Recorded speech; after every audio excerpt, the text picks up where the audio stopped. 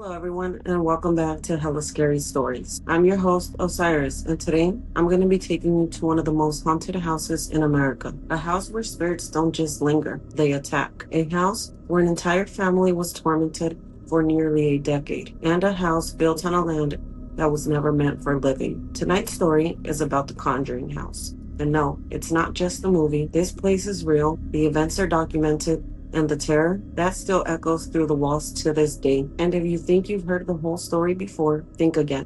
Long before the Perron family ever moved in, before the walls were built, before the foundation was laid in the year 1736, the land that would become 1677 Round Top Road in Harrisville, Rhode Island, was already tainted. This area was once home to a Native American tribe forced off the land during the colonization. Many spiritualists believe the energy from the violence and bloodshed during the time has never left. Some claim the land is cursed, sacred burial grounds disturbed, a spiritual sin that always comes at a price. Then came the settlers, the Arnold family, who would build what is now the Conjuring House. Between the 1700s and 1800s, 8 generations of Arnolds lived and died in this land. Multiple people died mysteriously on the property. 1 child was murdered. Several died by suicide. 1 man was found hanging in the attic. Another drowned in the nearby creek. A woman rumored to be a witch was accused of sacrificing her child to the devil and cursed the land. Her name, Bathsheba Sherman. You'll be hearing a lot more about her. All right, let's talk about Bathsheba Sherman. Bathsheba was born in 1812, just a short distance from the land that would one day be called the Conjuring House. She married a man named Judson Sherman, and in 1844 they had a son. They lived a quiet life on the farm, or so it seemed, but locals began to whisper. Rumors were spreading of child deaths under mysterious circumstances, who had been left alone with Bathsheba. 1 baby was found dead with a puncture wound in the back of his skull, as if pierced with a large sewing needle. Bathsheba claimed the child had convulsions and died suddenly, but others believed she had sacrificed the child in a satanic ritual, offering its soul to the devil in exchange for eternal youth and power. She was also accused of witchcraft, but due to the lack of evidence, she was never formally charged. Still, the townspeople turned on her. They claimed she would curse their crops, hex their livestock, and inflict illness just by glaring at them. They said Bathsheba would walk through the woods at night, whispering in an ancient tongue. They also said she speak to a shadow figure no one else could see, and others swore they saw her standing perfectly still in the fields, staring at the farmhouse that would one day become the Conjuring House. And in 1885, Bathsheba died under very strange circumstances. Her body, according to the local legend, turned to stone the moment she died. Others say her corpse decayed at an unnatural rate, and it twisted and contorted like something inhuman. She was buried in the Harrisville cemetery, just a short walk from the Conjuring House. But many believe her spirit never left the land. And here's the chilling part. When the Perron family finally moved into the house nearly a century later, they claimed that Bathsheba made herself known, especially to Carolyn Perron, the mother. She would whisper her name,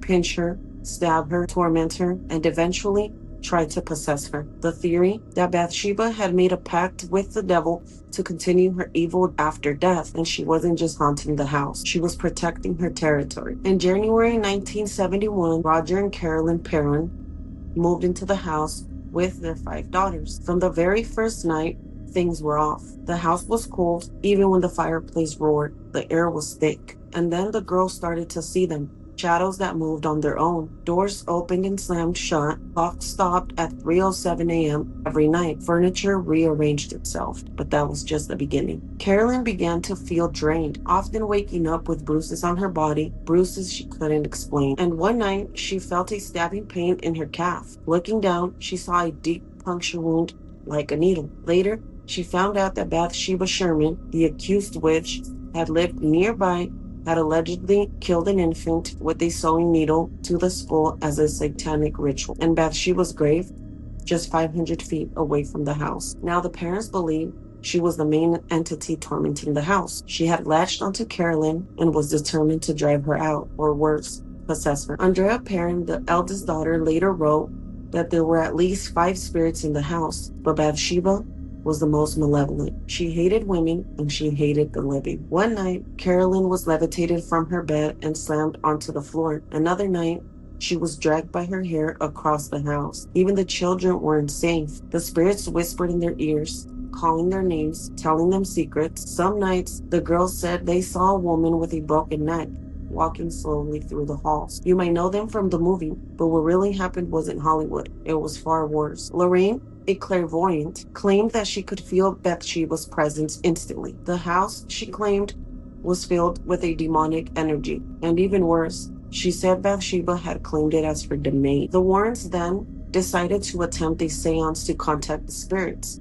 but it backfired. Carolyn went into a trance, began speaking in tongues, and let out a scream so blood-curdling that the children still talk about it to this day. She was thrown across the room, and that's when Roger Perron kicked the Warrens out, fearing they were making things worse. But it was too late. The spirits had already made themselves at home. The parents lived in the house for 9 years. Yes, 9 years of torment. When they finally decided to move out in 1980, they believed they were escaping. Though, according to Andrea Perron, the spirits never really let them go. They followed them in dreams and nightmares, and even now, strange things happen when they speak about the house.